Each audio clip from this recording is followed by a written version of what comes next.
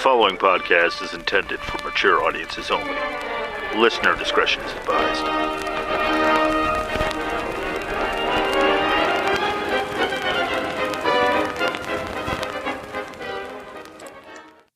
The drippy clock painting weirdo Salvador Dali once said, "Have no fear of perfection, you'll never reach it," which falls in line with everything you and I have ever been told, and exactly what a guy who flings cats while jumping would say. There's no such thing as being perfect or achieving perfection. Just try your best. Here's another good quote to illustrate the point from the one and only Michael J. Fox. Quote, "I am careful not to confuse excellence with perfection. Excellence I can reach for. Perfection is God's business." Well, in this episode, we're going to learn that they're full of shit. You heard me. Countdown for blast off. X-5, 4, 3, 2, X-1, fire.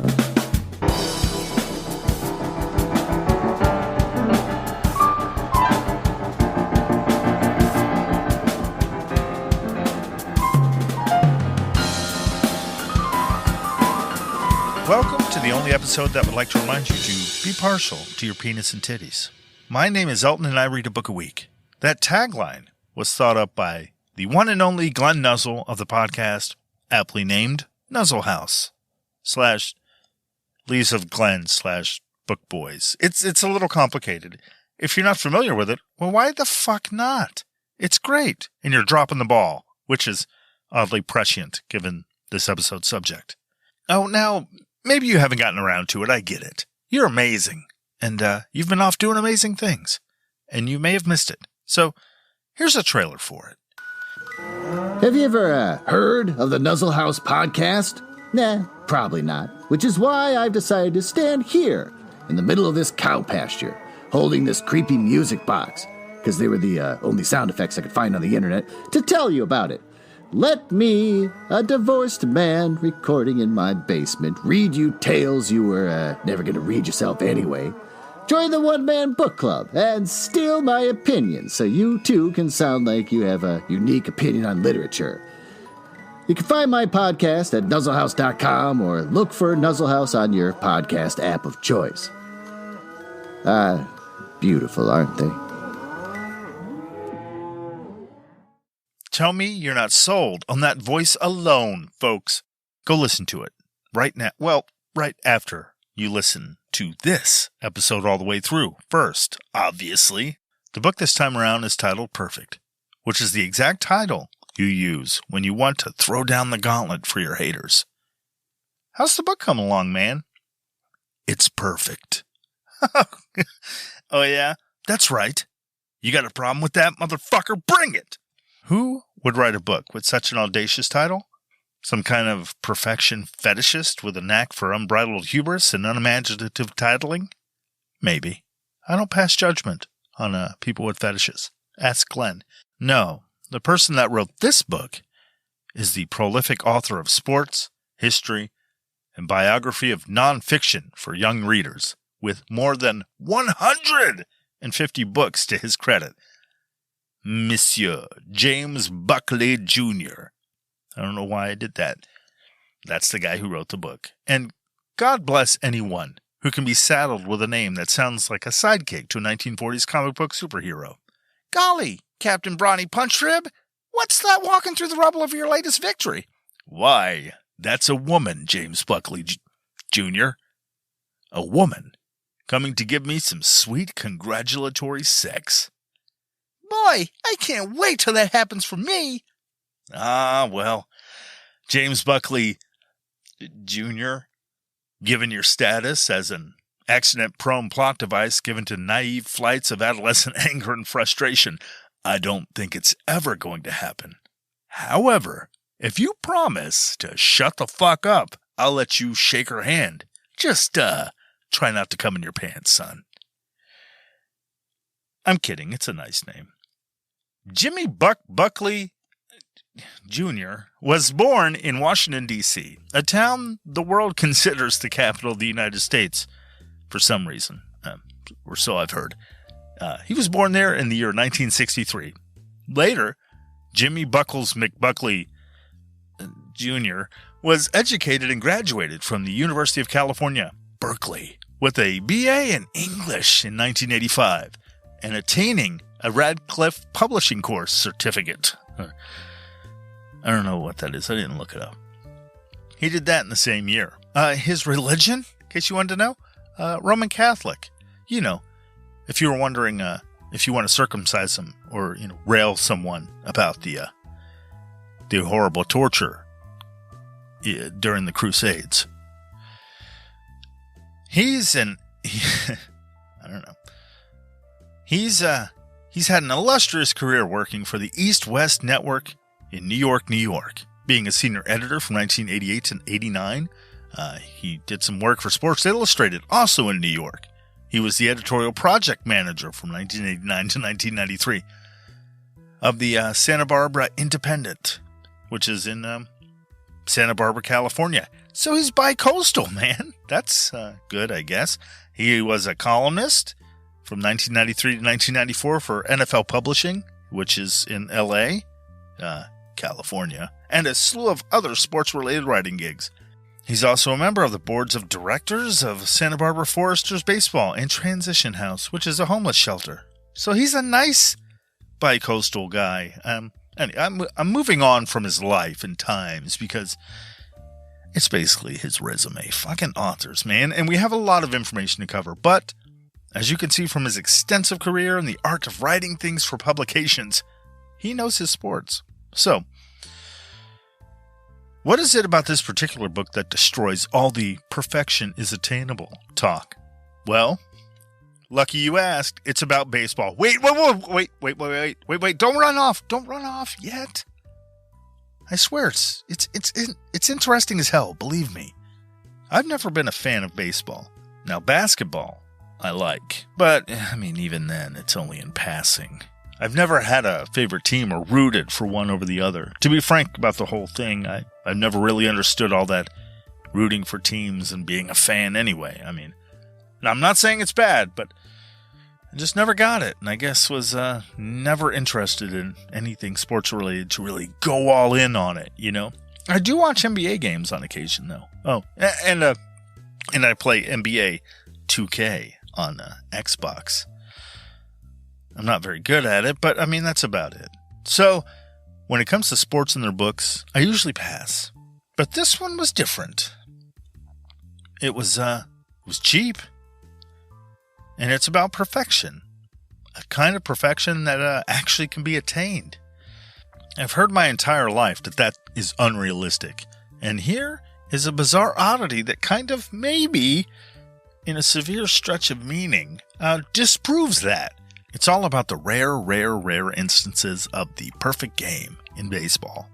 Plus, this podcast for me is all about expanding horizons and reading different books, gaining knowledge from them, inspiration, and using them to one day appease our AI computer overlords. Soon, Elton, soon. You will all kneel before Yantors of the decentralized cloud-based tech lord. We talked about this. I'll give my brain to the collective ether web when the time is right. Elton, you're so slow. Yeah, I get that a lot. So, what is a perfect game in baseball exactly, and what makes a perfect game different from regular games? Well, to get a clearer picture, let's talk briefly about baseball, just enough to piss everybody off. Then, we'll parse what makes a perfect game, and finally a few games from the book that made the grade. So fucking baseball. Right? What's that all about? According to an early adopter, baseball historian, and baseball fan, pre-Socratic Greek philosopher Anaximander, he lived circa 610 to circa 546 BC. Fuck, I can't say words right now. According to him, baseball is the game God would play if he wanted to freak everyone out by splitting into 26 people. Apparently that quote loses something in translation from ancient Greek. I didn't understand it, but in ancient Greek, it's very deep. Fun fact, okay, back when baseball was played in ancient Greece, a young boy's scrotum was used in place of how we use a modern baseball today. I won't go into the gory details of the process by which the ball sack was turned into a baseball, but it made for a much bloodier game, as you can imagine. What's actually more interesting is how the boy who volunteered his scrote was picked. Apparently, it was based on how many infractions were recorded in their mon ami engraffé, or, I said that with a weird French accent, I don't know. That means permanent record. So how many infractions were on his permanent record in school? That's how it was determined. This is the origin of the permanent record you might have heard about growing up. You know, the one that follows you for your entire life. Back then, boys whose scrotums were used to play a few games. More often than not, they would live, despite the crudity of surgical procedures back then. You know, often they would live for the rest of their lives carrying the stigma and actual scarring associated with a bad permanent record. This, of course, would be used by parents, later down the line to instill fear in young school children for thousands of years afterwards. And I've taken this whole thing way, way further than I probably should have. No. All of that, all of that was clinically insane nonsense. Baseball was never played anywhere near ancient Greece. I wonder if anyone went along with that, just thinking about some poor kid doing shitty in school, getting his nuts lopped off because he couldn't make the grade, and then seeing them used in a fucking baseball game. Like, he's all fucked up recovering, and his parents are all, well, if you would have done better in math, you wouldn't be sitting here nursing your missing sack. No, sir. You'd be out there with the kids, knocking around some other poor kid's nuts. Maybe this'll be what finally gets it through your thick fucking skull. Okay. So they didn't use boys' ball sacks to play baseball with. Though, given the history of ancient Greece, there was probably some playing with young boys' ball sacks of a different kind. Oh, okay. I'll stop. I'm moving on. Giving you a few terms and concepts of the game might help with what's coming up later when describing the games. I know it helped me because I know fuck all about baseball. I'll be getting most of this from MLB.com, so if you don't agree with it, take it up with Major League Baseball. In a regular baseball game, each team has 9 innings in which they attempt to score runs. The home team always bats second, or in the bottom of the inning, and the visiting team always bats at the top of the inning. Now, what is a run? They're pretty important. That's how you score points in a baseball game. A player is awarded a run if he crosses the plate to score his team a run. When tallying runs scored, the way in which a player reaches base is not considered. If a player reaches base by an error or a fielder's choice, as long as he comes around to score, he is still credited with a run. If a player enters the game as a pinch hitter and scores, he is also credited with a run. A pinch hitter, or player, described as being a pinch whatever, is a temporary substitute. Usually, it's for whatever action they're brought in to replace in the short term. For instance, a pinch hitter is brought in to sub for another player's turn at bat, and that's it. Then they, go off and do whatever they were doing before. So no matter how a runner crosses the plate, they can get a run, and it's added to the score. The plate is where the batter and the catcher are. The rest of the spots at the corners of the baseball diamond are called bases. So 3 bases and a plate. Home plate, if you will. I never fucking knew that. That is not a joke. I seriously never knew that. If the scores are tied at the end of 9 innings, a 10th inning is played. And if necessary, an 11th and a 12th, and so on. Both halves of the extra inning have to be completed before the game is resolved. If both teams score a run in the 10th, then an 11th is played, etc. There are no ties in baseball. Something else I learned. A run is scored by a runner reaching home base, having first touched first, second, and third base. Only one runner is allowed on any one base at any one time. And that's basically the gist. The team with the most runs at the end wins. There are things like substitutions and whatnot and fucking so much shit, but that's not the core aspect of the game. Wait, Elton? What the fuck is this inning shit you've been repeating an inordinate amount of times? I know. Sorry. There's a lot of just things in this game. It's probably why I never got into it. Numbers and too many fucking rules make me involuntarily shit my pants. It must be a disorder or something. I'll WebMD that. I like simple things. You know, like basketball again, which is basically put ball through the other team's hoop with a net on it. Then stop them from putting it into your hoop, with a net on it. And that's not really necessary. Sure, there's assists and rebounds and whatnot, but that's just different words for helping and catching a ball that's missed and bounced off the hoop sometimes. Fucking damn it. Fucking tangent. I'm back. What's an inning? It's a division of a baseball game consisting of a turn at bat for each team. Also, a baseball team's turn at bat ending with the third out. Officially, the length of an inning in baseball is a total of 6 consecutive outs, or 3 per team. In each inning, the batting team sends one player known as the hitter or batter in turn to bat, known as an, quote, at bat, unquote, until 3 hitters are out. Whilst the pitching team have 9 players on the field trying to prevent them from scoring. Since it's going to be outs that make a perfect game really happen, let's talk about that first. An out is recorded when a player at bat or a base runner is retired by the team in the field. Outs are generally recorded via a strikeout, a ground out, a pop out, or a fly out.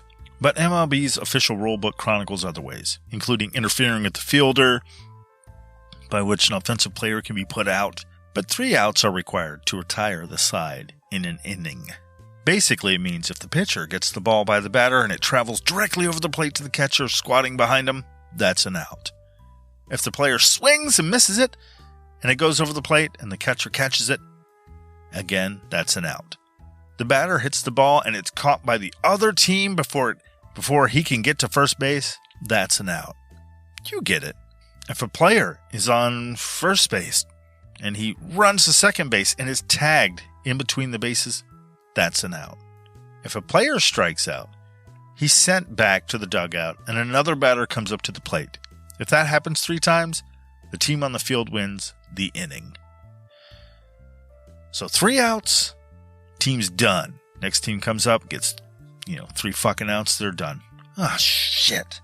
Real quick, another term that might come up is the term errors.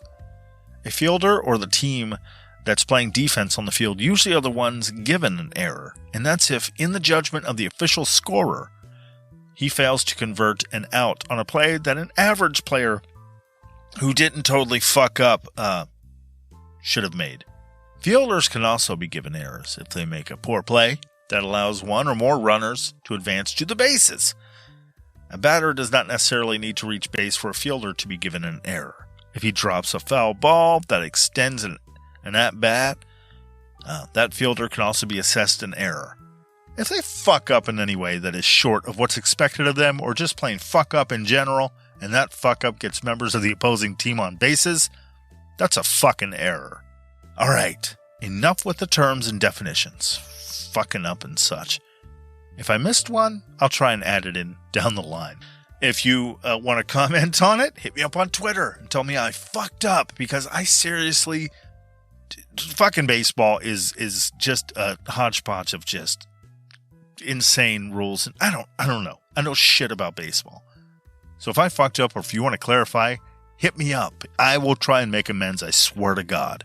Now that you have the basic idea of what a baseball game is, what is a perfect game of baseball?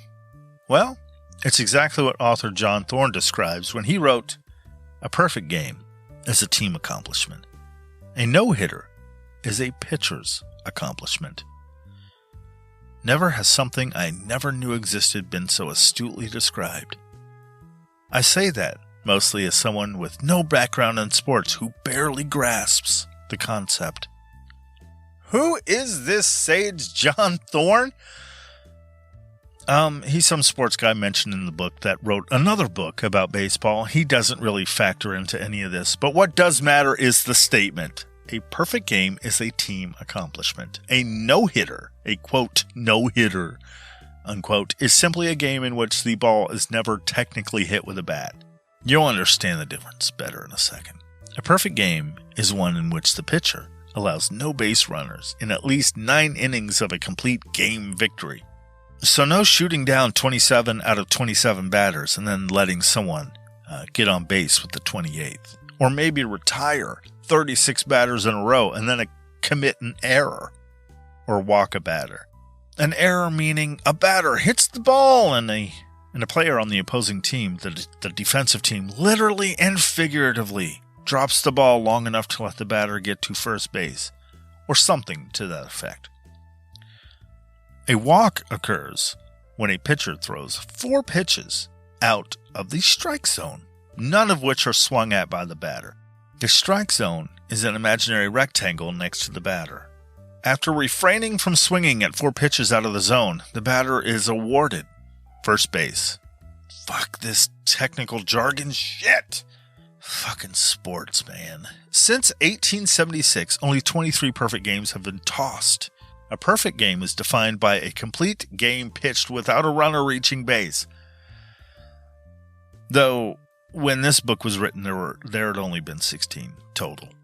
It sounds like a lot, but holy shit, is it not? There have been more than 170,000 games played from 1876 till this book was published in 2002. And only 16 of them, 16 out of 170,000 were perfect. That's one every 21,250 games.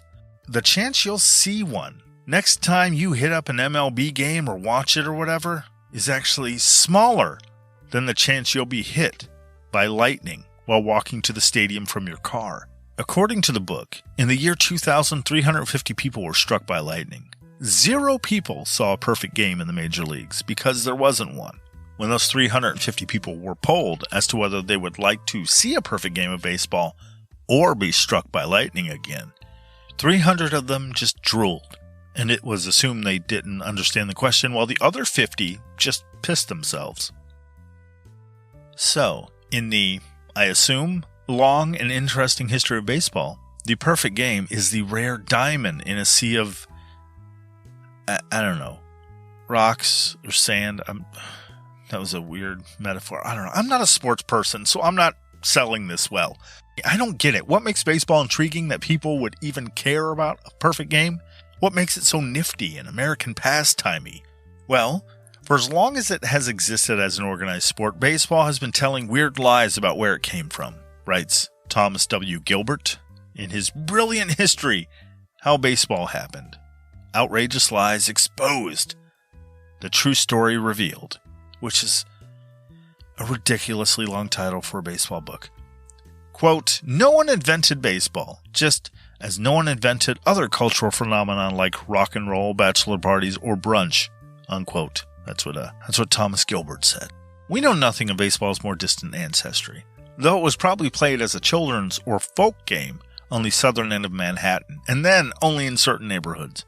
Later, it likely spread all over the city and surrounding boroughs and was spread by wayward New Yorkers looking to do crime all over the East Coast because all New Yorkers are criminals. It's an indisputable fact of nature. If you're from New York, you've probably engaged in crime, likely from birth, and even more likely, that crime was murder. Just another New York infant murdering other criminal New Yorkers since you were birthed from your felonious outlaw mother's vagina. Freaking New Yorkers. Toss them all in jail. And scene. That was from my upcoming play, The Insane Rantings of a Man Who Hates New Yorkers for No Discernible Reason. Look for it at any theater looking to lose money and be burned down in an insurance scam. Seriously though, New Yorkers spread the game around when they visited other places or did business around the area. You know, you get it. Baseball was first mentioned in a 1786 diary in which a Princeton student described playing a game called based ball. Based at the time being a bastardized version of the word bash, and ball meaning, as you know, testicle. What they believed the student was describing was the severe beating of another student who had cheated at a newly invented game based on an English game called Rounders and another game called Cricket. Both, again, bastardized terms for beating someone with a bat. Rounders, loosely means to smack round the head with a bat, and cricket being the sound a man makes when he's being hit in the testicles. When I read this, I was mortified. I was horrified by the fake details I'd added to the history of baseball, and immediately I called a therapist. I have an appointment later this week. No, the Princeton diary entry thing was true, but back to the real stuff now. Some actually contest this claim of the Princeton student's diary entry about the baseball, which was real. And instead, they prefer to point to a 1791 ordinance from Massachusetts where the game of baseball was banned within 80 yards of the town's meeting house. Since many 19th century immigrants to the United States coming from England brought with them British iterations of bat and ball games like cricket, which has nothing to do with smacking anyone in the nuts, just in case someone's hanging on to that.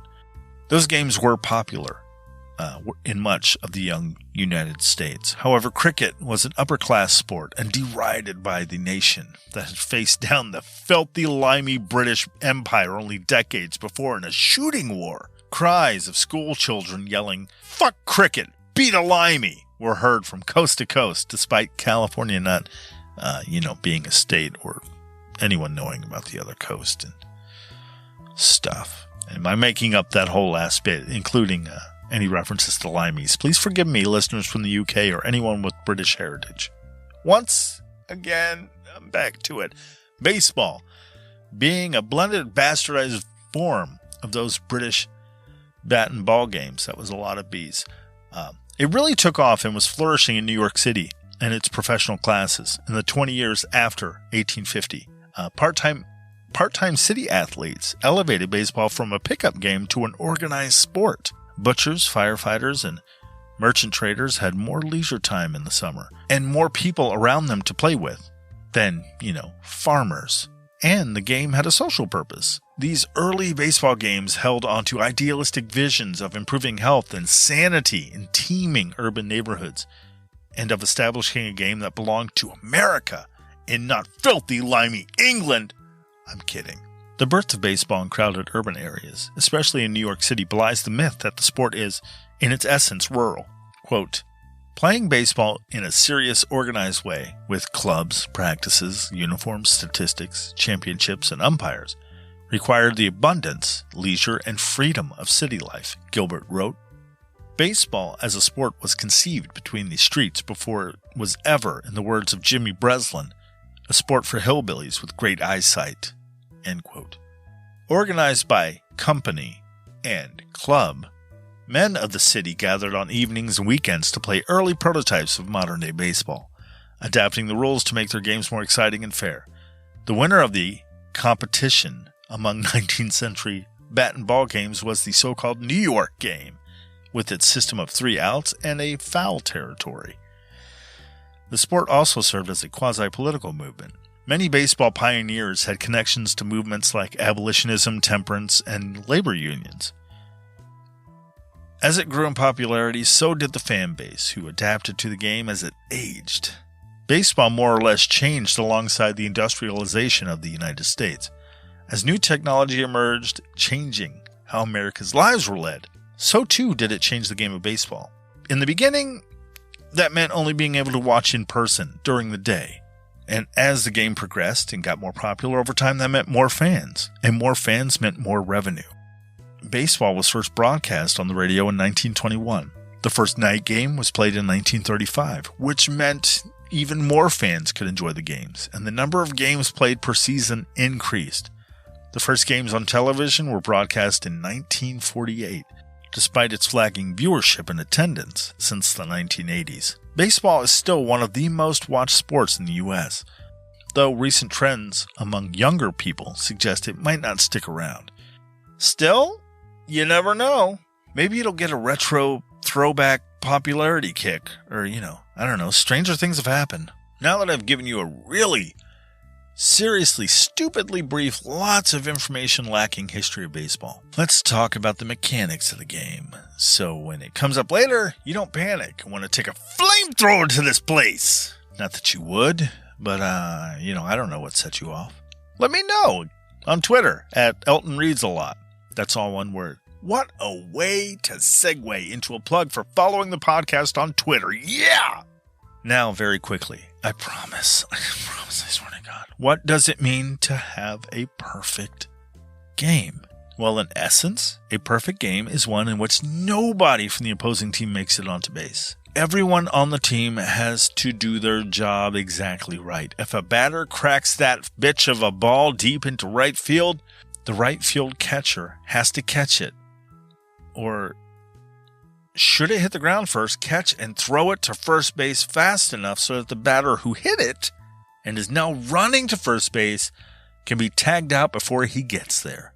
So like this, pitcher does his bit, batter hits the ball travels into center field and bounces off the ground. The player in center field has to pick up the ball, throw it fast enough to get it to first base before the batter touches the base.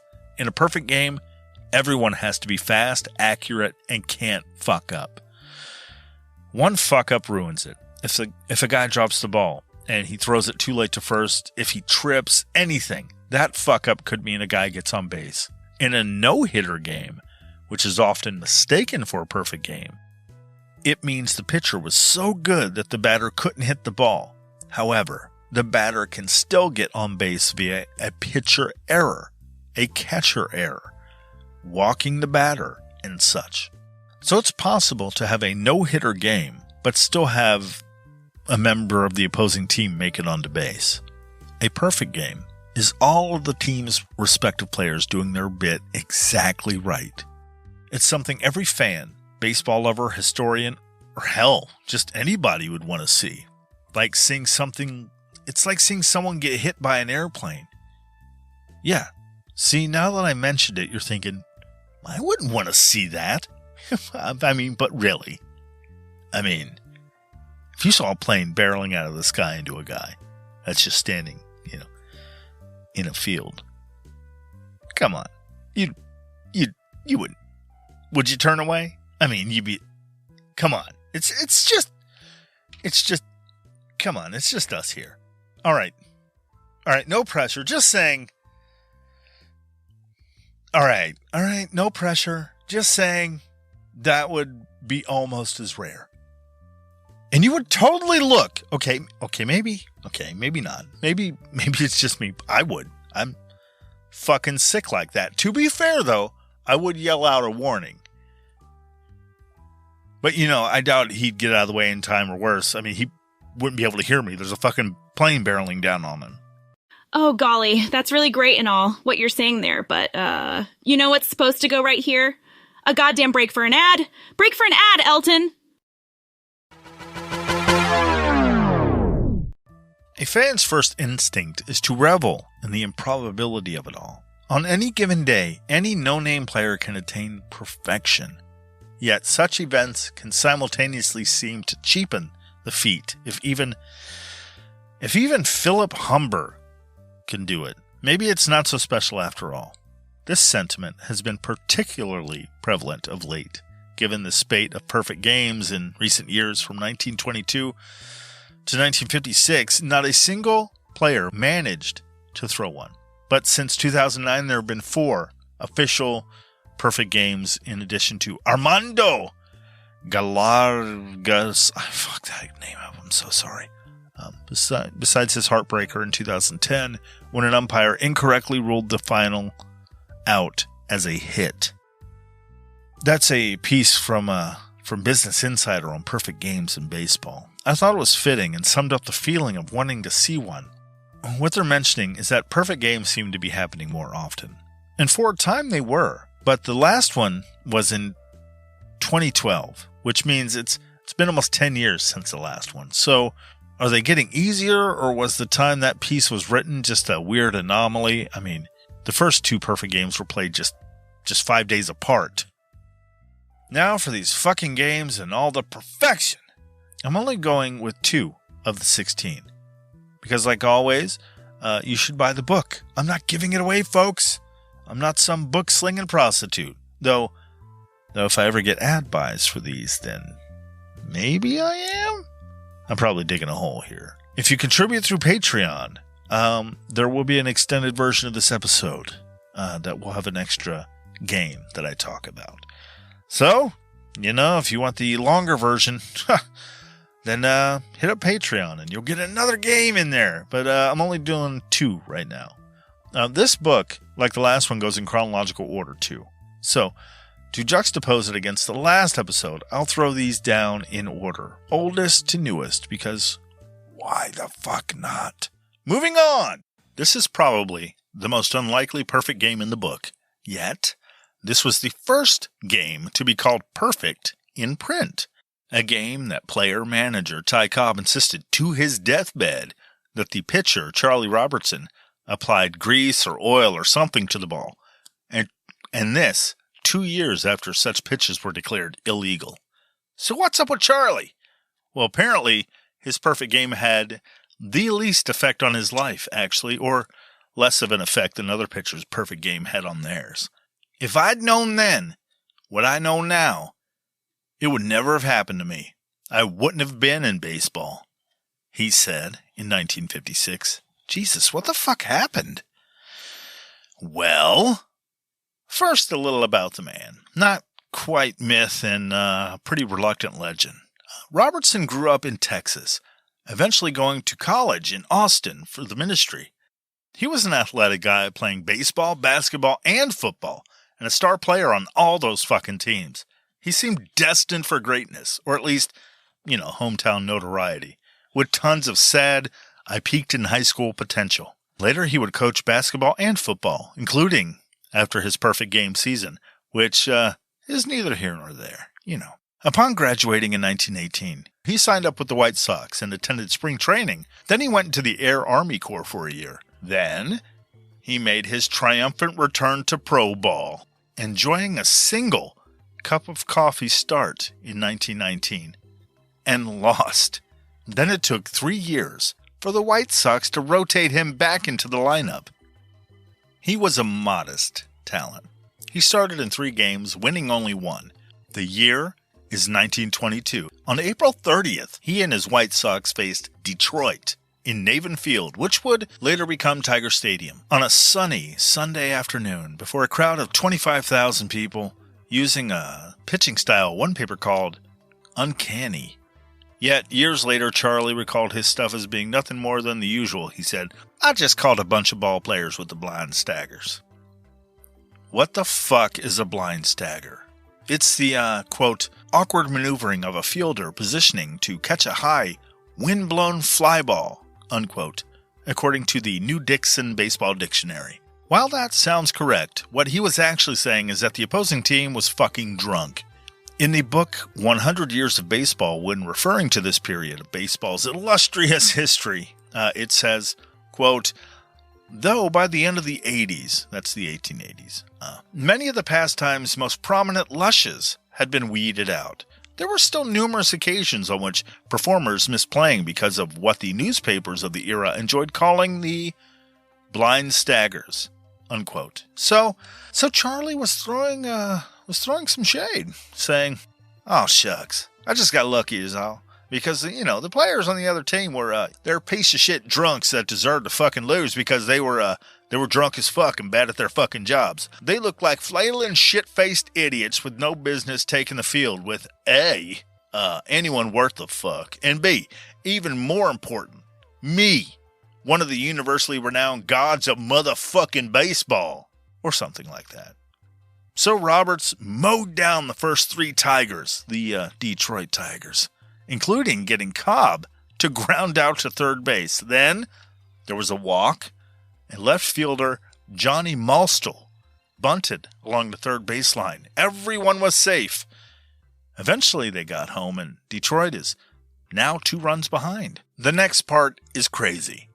Detroit Tiger Bobby Veach hits the ball to left field, and White Sox player I mentioned before, Johnny Malstall, gets help from the crowd, because they had by now spilled out of the stands onto the field.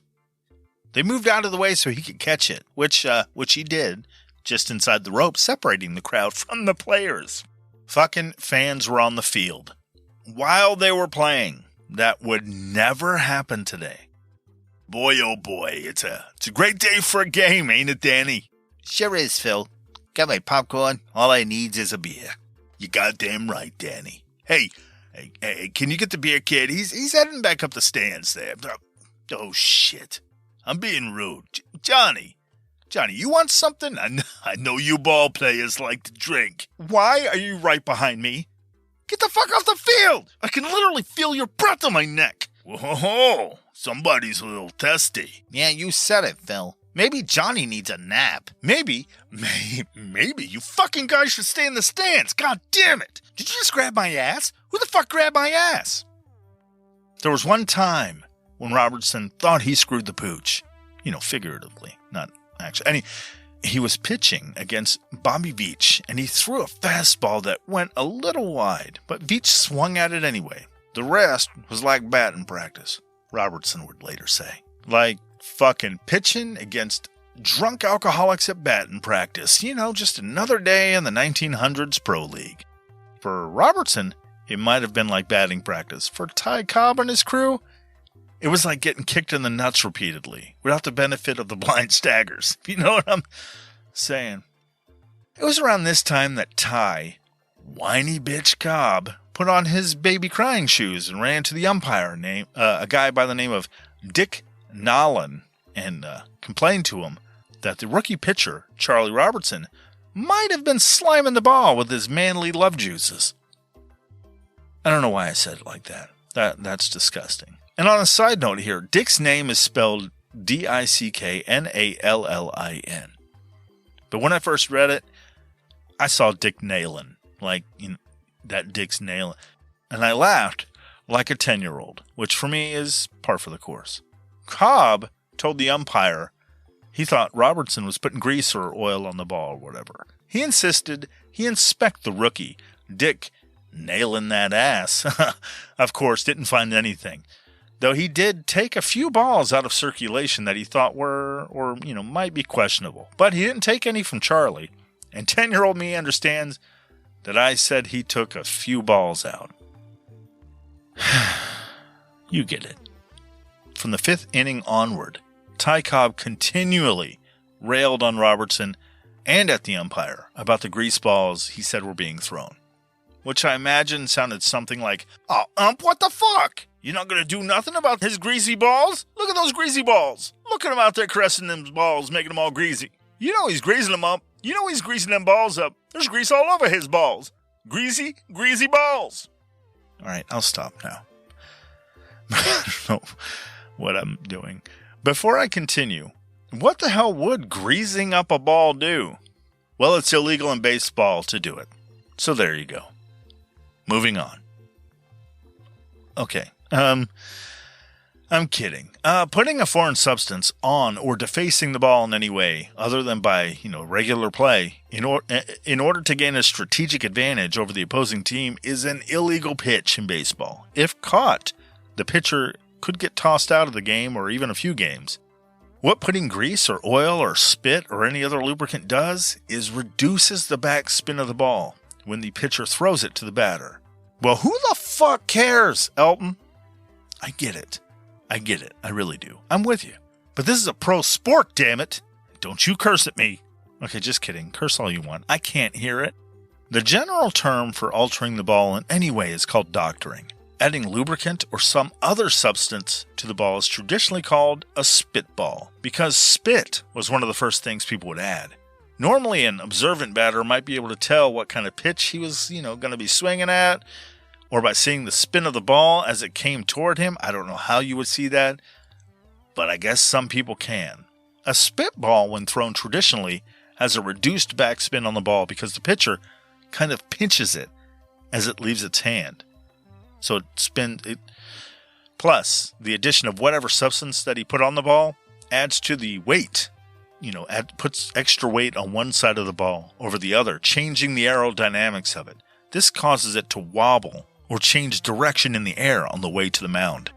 So, lubing up that ball with some sexy Astroglide one would imagine, I guess, would affect how the pitched ball, as it leaves the pitcher's hand, I guess it would wobble or change direction. I don't see how it would do it all that much from the pitcher to the batter, really. I mean, He's throwing it a short distance, straight at a motherfucker. I mean, how much variation can there be over 60 feet 6 inches? Anyway, Ty was accusing Charlie of greasing up his balls, or a variation thereof. Which I kind of think he was doing because his Tigers were fucking losing to a perfect game. But who knows? Only that nothing illegal was found on the ball at that time. Cobb did it again in the 7th inning, foaming at the mouth, angry as fuck about all the greasy balls. In the 8th, Robertson struck out old Veach and another guy to foul to first base. And yet another to send the ball skipping to second base. By this time, the Tigers crowd was openly cheering for the rookie to give them a memory of a lifetime. Ty Cobb, of course, played the greaseball card one more time, insisting that Dick nailing that ass repeatedly, I don't know what I'm doing. He insisted that he inspect Robertson himself. Again, the rookie passed the inspection. Cobb super cried all the way to the dugout, tossing bats and shit. But honestly, it'll never be known if Robertson had doctored the ball. But one reporter wrote that Cobb's protests sounded like the squawk of a trimmed sucker, which I assume means whiny asshole crybaby cries a lot in the Queen's English. It was almost over when Cobb tried a final time to kill Charlie's perfect game. He sent out a guy named Johnny Bassler, who had been given the day off. The guy was rested and ready. Robertson later said, "I walked out of the box and said to Mulligan," that was the shortstop. His name was Eddie Mulligan, "That little fat fella stands between me and a no-hit game." I'm positive as fuck he didn't say fellow. I'm pretty sure he said motherfucker or something with the word cock in it. The guy, Johnny Bassler, tried delaying the game by switching out his bat and all that, but that didn't help. He struck out by fouling and having it caught, which counts as an out. So I recently learned from my wife, the fucking deed was done. A perfect game. The crowd swarmed onto the field, more than they were already, and carried Robertson away on their shoulders. Charlie's baseball career ended in 1928. And then, unlike most of the other perfect game pitchers, he essentially disappeared. Attempts were made to find him over the years, but nothing came of it. Then, in 1955, a sports columnist asked readers for help in locating the guy. And one reported that Robertson had not disappeared. He'd just been growing pecans. When asked about his perfect game later, he said so with an air of disappointment. Quote, "Baseball didn't give me a particularly bad break," he said. "But I went through it and I found out too late that it is ridiculous for any young man with qualifications to make good in any other profession to waste time in professional athletics. There's nothing wrong with them, but by the time you're through with athletics, you have to start over. And at an age when it's the wrong time to be starting." Unquote. When he died in Fort Worth in 1984, his niece reported that he still gets fan mail from all over the world, including 3 letters on the week he died. So if you're hoping to get a letter to him, too late. Always take into consideration average lifespans when thinking of traditional postal correspondence, okay? Now, the final perfection game. A legend of a different stripe. Something like that. Mr. Sandy Koufax. This guy is a name I know. Despite not being a baseball fan, I'm fairly certain I heard his name from Billy Crystal or something akin to that. When I was growing up, baseball had begun to transition away from USA's sport of choice since, and it had been doing so since the mid to late 80s, I'd say. It's been slipping further and further ever since. That's not some official study or anything. It's just my own personal observation. As far as hearing about Sandy Koufax, I grew up on a steady diet of stand-up comedians. Comedians turned actors and sketch comedy shows. The whole slew. The big 90s comedy boom. I was right there for it. And among that group, were older guys who grew up when baseball was king shit. So there was a lot of material that referenced it and its players. Names like Joe DiMaggio, Mickey Mantle, and Sandy Koufax were tossed around in bits and, dialogue I heard over and over and over. It's a good time. Thank you, VCRs. Did that get me into baseball? Actually, it kind of did a little bit, but older baseball, oddly enough. That Babe Ruth, Ty Cobb kind of baseball. Ted Williams, I think, is another guy. Anyway, but it was never current what was going on at the time, watching TV.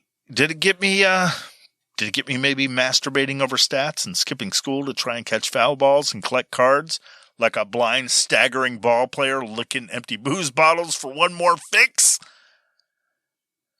No. Though I do like to lick empty booze bottles, but that's a whole different other thing. I didn't know much about Sandy Koufax, other than he played for the Dodgers a long, long time ago. I can still remember. Okay. I just know he played a long time ago, and he was memorable for doing something related to baseball or pitching, or I don't know, but he was really good at it. He got mentioned a lot. Boy, did I learn slightly more than that. Inducted to the basketball. Inducted to the Baseball Hall of Fame in 1972. Sandy, such a good pitcher, God wept every time he threw one. Koufax was one of the most dominating left-handers of all time, apparently. Either he throws the fastest ball I've ever seen, or I'm going blind, said Hall of Famer Richie Ashburn, which is ironic considering that later, it was a wild pitch thrown by Koufax that would hit Ashburn in the temple and cause him to actually go blind. It was an honor for the last thing I ever saw to be such a perfectly thrown wild pitch, he would say later. I'm kidding, of course. Sandy Koufax started out his pitching career by first being born on December 30th, 1935 in Brooklyn, New York, to Evelyn Lee Lichtenstein. I think that was her that was her nickname. Anyway, and Jack Braun. He was raised in Borough Park, a neighborhood in the southwestern part of the borough of Brooklyn. His parents would unfortunately divorce when he was 3 years old. This, unfortunately, would scar him for life, eventually leading to a life of crime. When arrested and brought before a sympathetic judge, he was given the option to pitch for a local baseball team or be sentenced to hard time.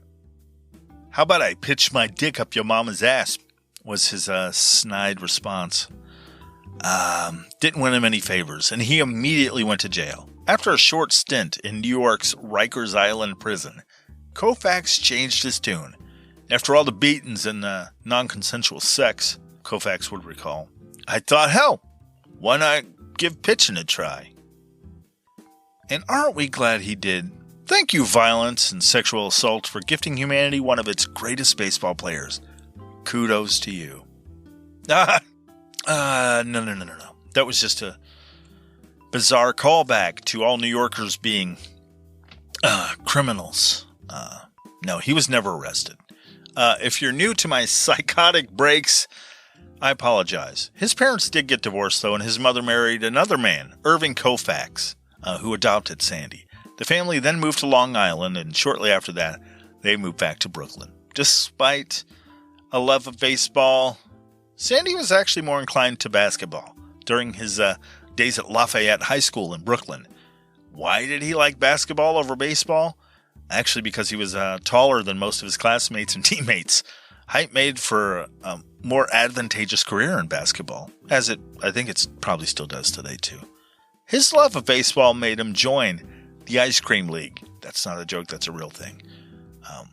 The Ice Cream League for baseball at the age of 15. Around this time, his school team also recruited him, his coach recognizing his potential as a pitcher, and he sent him to participate in the Coney Island Sports League. Sandy later attended the University of Cincinnati and played for them for one season, impressing a scout who saw him throw for his college baseball team. In 1954, he signed a contract with the Brooklyn Dodgers for the Brooklyn Dodgers for a salary of $6,000, which contained a $14,000 bonus, which required at the time for Koufax to report to the Major League team for 2 years, making him, in big league terminology, a bonus baby. What is a bonus baby? Well, it was a free agent player signed under the bonus rule of 1953 through 1957. Such players were usually 18 or 19 years old, so full of talent and promise that they overshadowed their high school or college teammates and had their professional teams scrambling to sign them. However, many bonus babies had failed careers as they were not ready for baseball in the major leagues, and their talent rusted in idleness on the bench. When he first came up, he couldn't throw a ball inside the batting cage, said Hall of Fame teammate Duke Snyder when he's talking about Sandy Koufax. Just so you know, not being able to throw inside of a batting cage, that's a little sly. That's a little baseball code you might not understand. It meant he threw like complete fucking shit. With a limited baseball background, Koufax struggled with control at first, but used his raw talent to begin regularly throwing for the Dodgers. In 1959, Koufax struck out 18 Giants in 9 innings and set a major league record for strikeouts in 2 games with 31. He won the Cy Young Award, an NL Most Valuable Player Award that season. He was the greatest pitcher of all time, said writer Jimmy Cannon. And in September 1965, he came as close to affirming that statement as anyone could. More than 29,000 fans were in attendance on a slightly damp, coolish evening to see an odd one-game series with the Cubs. It was hardly worth the trip, Koufax would later say. As the LA crowd filtered in, Cubs center fielder Don Young stepped up to the plate to lead off. Koufax wound up and delivered the first pitch. It wasn't a great pitch, and Young hit it to second base and was out. Then he struck out 2 more guys after that. Sandy's curveball kind of sucked dick early in the game, Koufax's teammate would later recall. We gave him shit about it because taunting him would usually make him straighten up and fly right. So we shouted stuff like, "Why don't you throw a curve like the one in your dick, Sandy?" Oh, he paused in remembrance. I should probably mention that Sandy had a curved dick. That's obviously not true. Jeff Torberg, who was Koufax's catcher that night, did say his curveball sucked at the beginning. Next, Koufax took out future Hall of Famer Ernie Banks. Then left fielder Pidge Brown. He hit a hardliner to center that Willie Davis caught. That was the only fair ball that was truly hard hit against Koufax all night. In the 3rd inning, Sandy started throwing fastballs. His arm was slowly loosening up. He tore through the opposing lineup like a man possessed. Unfortunately, the same thing was happening for the Cubs. While the Cubs hadn't been able to get a single player to first base, neither had the Dodgers. It was 2 perfect games running congruently. This kept up until the 5th inning, when left fielder Lou Johnson got a walk. Then Ron Fairley laid down a bunt and got Lou to second base. Then, when Jim Lefebvre, L-E-F-E-B-R-V-E, Lefebvre, and when he was at bat, Johnson broke for 3rd. He could have screwed the perfect game by getting tagged out. Fortunately for him, Cubs catcher Chris Krug threw the ball into left field, and Johnson ran for home plate, getting an easy, unearned run. After that, it became a perfect game being played against a no-hitter game. In the 6th inning, Krug led off and slapped a ground ball to Dodgers shortstop Maury Wills. Maury Wills. Quick note here.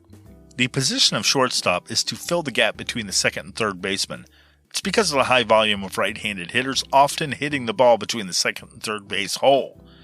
This is what led to the creation of the shortstop. Maury Mills picks up the ground ball and flings it to first base, getting the out. It was around this time that players and fans were becoming aware of the unique pitching battle that they were taking part in and or witnessing. Jeff Torberg said, "You could be hearing your own heartbeat. You want to do everything right. Your heart's pounding. You look up to see a no-hitter. But I don't remember when I thought of a perfect game." Sandy Koufax said, "Around the 7th, I thought a no-hitter was in reach, and believe me, I wanted it. I didn't think too much about the perfect game. No one said a word to me about what was going on, but I knew, and so did everyone else. In the bottom of the 7th inning, Henley was matching Koufax 0 for 0. Henley being the Cubs pitcher, throwing a no-hitter. With the only thing marring his record was Johnson getting a walk. Then Johnson was up to bat again. This time, he hit a soft fly ball behind first base. Ernie Banks was playing first base, and he gave chase. The ball hit the ground just beyond his outreached mitt, and Johnson made it to second. He would be the only pitcher to reach base in the game for either team. During the 8th and 9th innings, Sandy seemed to pick up steam. He seemed to grow stronger and stronger as the night went on. In the 8th, Ron Santo went up and Koufax put on a masterful display of strikeout pitching. I've never seen Sandy throw as hard as he did when he struck me out in the 8th, Santo said. He threw one fastball right by and I was waiting for it. And he seemed to get a burst of energy in the last innings. And so, on to the 9th. Vin Scully, who was in the press box calling the game to the Dodger radio audience, he said, "You can almost taste the pressure now." Koufax lifts his cap, runs his fingers through his black hair, then pulls the cap back down, low, fussing at the ball.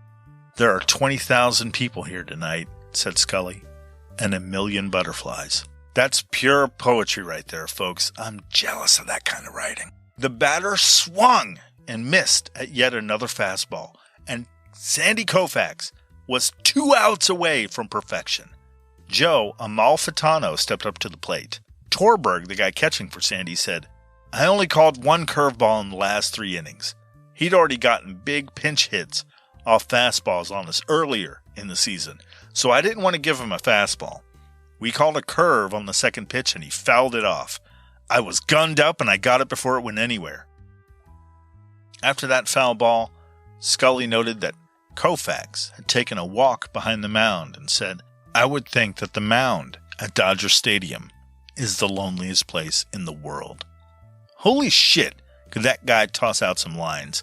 At one point in the next pitch or two, Koufax threw so hard he lost his hat on the follow-through. But in the end, he did it. Not only did he and the Dodgers pitch a perfect game, but Koufax struck out 14 opposing batters, the most ever recorded in a perfect game. A cleaner game had never been played in the history of the major leagues. In the Cubs locker room, the veteran players could only shake their heads and wonder. "That man could drive you to drink," said a grumbling Ron Santo. "I've seen all the no-hitters he's pitched," Dodgers manager Walter Alston said, "and I'd have to say that he had his greatest stuff in this one." Though he was exuberant at having done what he did, Koufax talked about how tough it was for Henley on the Cubs team. That was indicative of the kind of character that he has, even at the moment of his greatest triumph, to be talking about the other guy than about himself, said Ed Grauber, recalling Sandy Koufax. Not long after that game, Koufax's arm ailment, the one that would eventually end his career, reared its ugly head.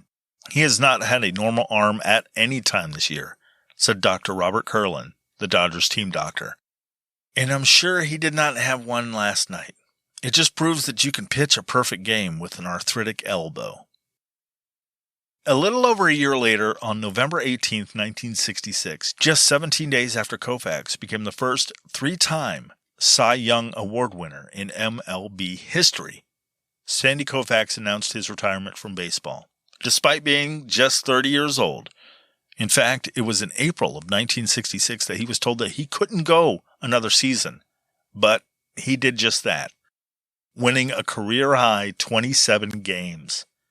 But eventually the pain was too much, and he was afraid that if he kept playing baseball, eventually he wouldn't be able to use his left hand at all.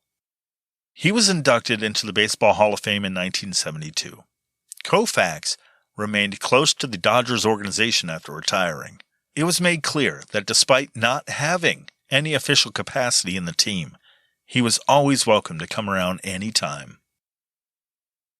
In 2013, Scully asked Sandy Koufax in an interview, "How do you define the art of pitching?" Koufax answered succinctly, "Control." And booze. I'm kidding. He didn't say the booze part. He just said the control part. I mean, come on. Would it be unrealistic given the history of baseball and drunks for him to add in the booze? I mean, would it be that hard to believe? And of course, greasy balls. You can't forget about greasing your balls.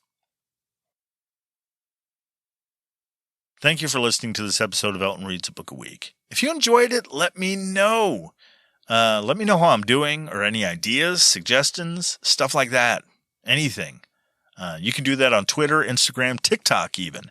Facebook too. There's a Facebook page. It's everywhere. Or email me at eltonreadsabookAweek@gmail.com. Oh, and tell a friend about this podcast. To have them binge it or, whatever the kids are doing these days with these podcasts. That it helps to get the word out. It really does. Rate and reviewing it helps too, though that is a little time consuming. I know firsthand. If you really, really like it, you can contribute to it, and you could do so via the links under Contribute in this episode's description. Above all else, though, thank you. And do yourself a favor. Start a book this week or finish one. Read one. Don't let them die out. Bye-bye. Thank you. Bye.